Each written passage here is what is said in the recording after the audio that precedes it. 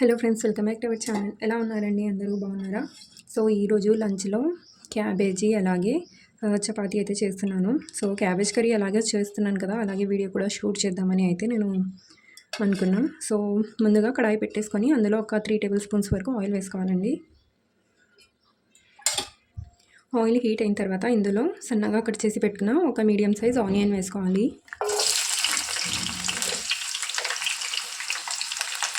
అలాగే ఇందులోనే కొద్దిగా కరివేపాకు కూడా వేసేసుకోవాలి. కలర్ చేంజ్ అయ్యేంత వరకు కొద్దిగా ఒక 2 నిమిషాల వరకు బాగా ఫ్రై చేసుకోవాలి. సో ఇలా సగం ఫ్రై చేసుకున్న తర్వాత ఇందులో పసుపు వేసుకోవాలండి. ఒక హాఫ్ టీ స్పూన్ వరకు నేనైతే పసుపు వేసాను. వేసుకొని కలర్ మంచి గోల్డెన్ బ్రౌన్ కలర్లో వచ్చేంత వరకు ఫ్రై చేసుకోవాలి. ఓకే అండి. సో కలర్ చేంజ్ అయిన తర్వాత ఇందులో 1 టేబుల్ స్పూన్ వరకు అల్లం వెల్లుల్లి పేస్ట్ వేసుకొని పచ్చి వాసన పోయేంత వరకు బాగా ఫ్రై చేసుకోవాలి. సేమ్ ప్రాసెస్లో మీరు కుక్కర్లో అయినా చేసుకోవచ్చండి. చాలా తొందరగా చాలా క్విక్గా రెడీ అయిపోతుంది. అలాగే మీరు ఎగ్స్ కూడా వేసి చేసుకోవచ్చు, గుడ్లు కూడా వేసి చేసుకోవచ్చు. ఆల్రెడీ మన ఛానల్లో ఆ వీడియో అయితే అప్లోడ్ చేశాను. ఇక్కడ నేను సాదా ఓన్లీ క్యాబేజ్ కర్రీ చేస్తున్నాను. మీరు కావాలనుకుంటే ఎగ్ క్యాబేజ్ కర్రీ మా ఛానల్లో ఉంది, వెళ్ళి చూసేయచ్చు. సో ఇలా ఫ్రై అయ్యాక ఇందులో కొద్దిగా కసూరి మేతి క్రష్ చేసి వేస్తున్నాను. మీ దగ్గర లేకుంటే స్కిప్ చేసేయండి. మీరు దీని బదులు ఫ్రెష్ మెంతం కూర అయినా వేసుకోవచ్చు. ఇప్పుడు ఇందులోనే ఒక హాఫ్ టీ స్పూన్ కారం పొడి కూడా వేస్తున్నాను. మీ స్పైసీకి తగినట్టు మీరు వేసుకోవచ్చు. ఇప్పుడు 1 టీ స్పూన్ ధనియాల పొడి, జస్ట్ ఒక పావు టీ స్పూన్ వరకు గరం మసాలా, ఒక పావు టీ స్పూన్ వరకు హాఫ్ టీ స్పూన్ వరకు జీరా పొడి. ఇలా మసాలాలు వేసుకొని వీటిని కొద్దిగా ఫ్రై చేసుకోవాలి 1 నిమిషం వరకు.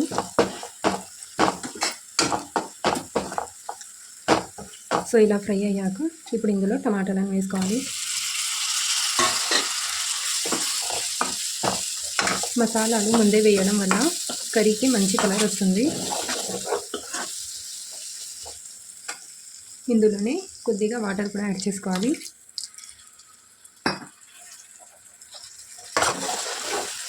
టమాటాలు బాగా మెత్తగా వేగేంత వరకు కుక్ చేసుకోవాలి. లిడ్ పెట్టేసి కుక్ చేసుకుంటే టమాటాలు తొందరగా మగ్గిపోతాయి. ఫ్లేమ్ని లోలో పెట్టుకోవాలండి. లోలో పెట్టుకొని లిడ్ క్లోజ్ చేసి కుక్ చేసుకోవాలి.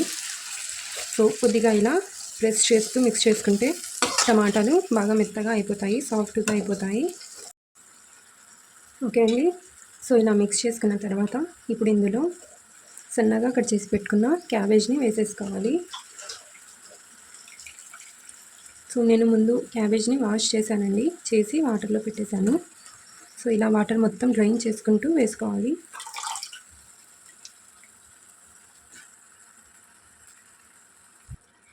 ఇప్పుడు ఒకసారి బాగా మిక్స్ చేసుకోవాలి.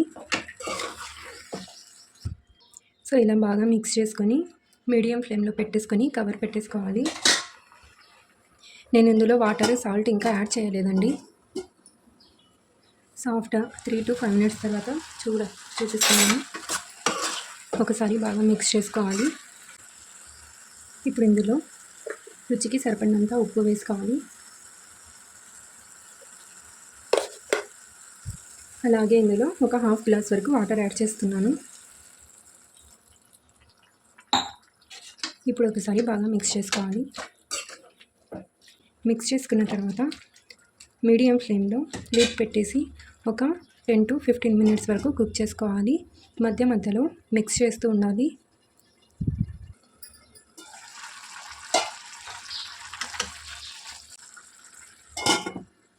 ఓకే అండి. సో ఆఫ్టర్ 10 మినిట్స్ తర్వాత చెప్పాను కదా, మధ్య మధ్యలో మిక్స్ చేస్తూ ఉండాలని. సో గ్రేవీ మీకు కావాలనుకుంటే కనుక ఈ స్టేజ్లో గ్యాస్ ఆఫ్ చేసేయచ్చు. బట్ దానికన్నా ముందు ఎండు కొబ్బరి పొడి 2 టేబుల్ స్పూన్లు, అలాగే కొత్తిమీర శుభ్రంగా వాష్ చేసి స్క్వీజ్ చేసి వేసుకోవాలి.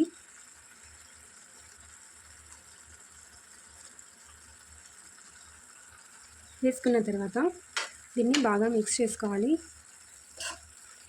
సో మీకు గ్రేవీ కావాలనుకుంటే 1 నిమిషం వరకు గ్యాస్ని లో ఫ్లేమ్లో పెట్టి ఆఫ్ చేసుకోవచ్చు. బట్ నాకు ఇక్కడ ఎక్కువ గ్రేవీ అవసరం లేదండి, ఎందుకంటే నేను చపాతీలో చేస్తున్నాను. సో చపాతీలో ఎక్కువ గ్రేవీ లేకుంటేనే చాలా బాగుంటుంది. సో ఇలా బాగా మిక్స్ చేసుకున్న తర్వాత లిడ్ పెట్టేసి మాకు ఎంత కన్సిస్టెన్సీ కావాలో ఆ కన్సిస్టెన్సీలో గ్యాస్ ఆఫ్ చేసుకోవాలి.